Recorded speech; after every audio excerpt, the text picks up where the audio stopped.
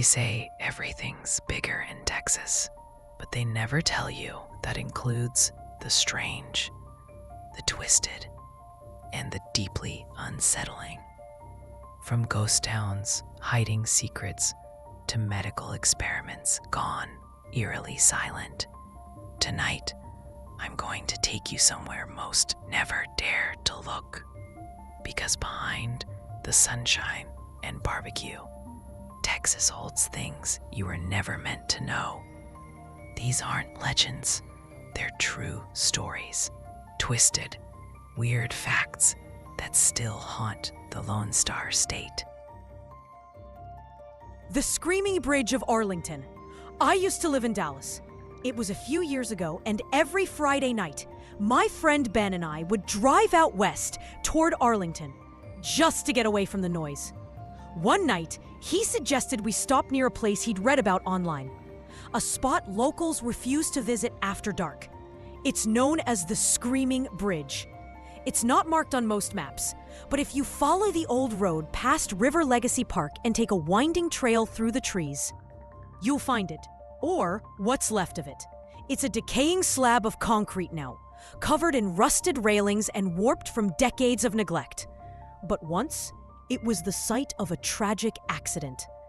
Back in 1961, a group of teenage girls, 6 of them, were driving across the bridge late at night after a football game. No one knows exactly what happened, but witnesses said their car suddenly veered, plummeting into the creek below. None of them made it out alive. That part is well documented. But the weird part, people say they still hear them. If you stand on the bridge at midnight, you can hear the sound of screaming, girls crying out for help, splashing water, then silence. Every year, someone uploads a new recording of the echoes. Ben and I didn't believe it, so we parked, sat on the hood of the car, and waited. And at 12:04, I swear to you, I heard it. A high-pitched voice, panicked, followed by what sounded like fingernails dragging across metal. Ben heard it too. We didn't say a word, just got in the car and left. I never went back, and to this day, I don't know what we heard. But the scariest part, that bridge was officially closed after the accident. And yet, someone still replaces the flowers that appear there every October. No one has ever seen who does it.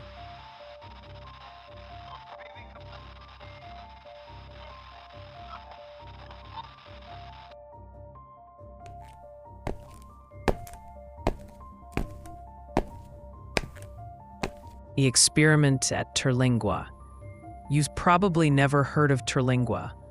It's a small ghost town tucked away in the southwestern deserts of Texas, near Big Bend National Park. Today, it's mostly tourists and photographers, but back in the 1940s, it was a mercury mining town, or so people thought.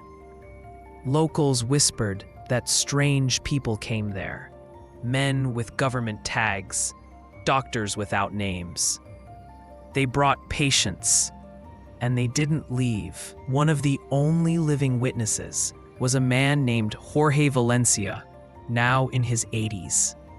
He was just a boy when the researchers moved into the abandoned buildings. He said they set up barbed wire, brought in crates marked with radiation symbols, and always worked at night. Sometimes he'd see pale children walking near the edge of the hills, eyes blank, skin thin and colorless. None of them spoke. Then one day, everything vanished. No more researchers, no more children. Just they're gone. But that's not the weirdest part. In 1996, a hiker discovered something buried deep in an old mine shaft, a steel door, padlocked shut from the outside. There were deep scratches on the inside and something else. A metal tag, scorched and rusted, but still legible. It read, Subject 019 Terlingua Trial. That evidence was collected, but just like everything else, it disappeared from public record. To this day, if you go hiking in that area, your GPS will cut out. And if you listen closely, they say you can still hear breathing from under the sand. Whether it's wind or something left behind, no one stayed long enough to find out.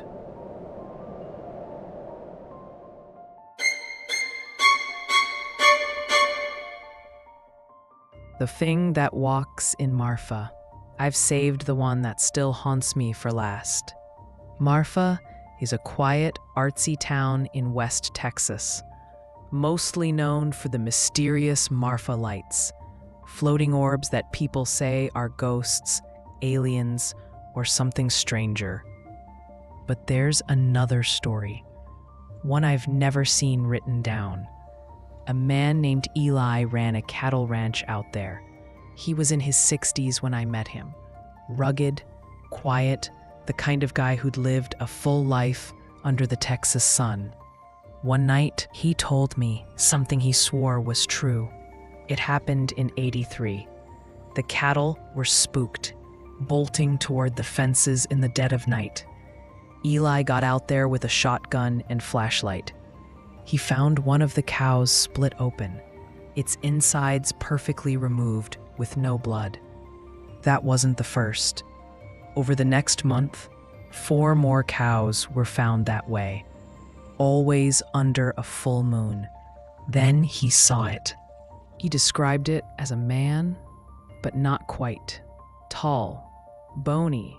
The face was wrong, like the mouth had been cut wider than it should be, and its eyes reflected red. It walked upright, but its limbs moved like they were too long for its body. He fired at it, but it didn't run, just turned, looked at him, and smiled. Then vanished into the brush. Eli swore he left the ranch for a week after that. When he returned, the barn was torn apart, and every mirror in the house shattered. He moved away not long after. People in Marfa say it still shows up every so often. They call it the thing that walks. And every time the cattle scatter in the middle of the night, someone checks the barn, just in case. Texas is a place of pride, history, and wonder. But underneath it all, it hides shadows deeper than any canyon.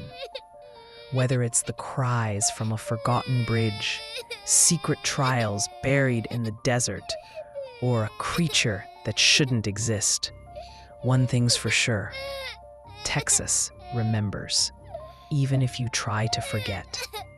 Stay safe out there, and if you hear something, don't answer the door.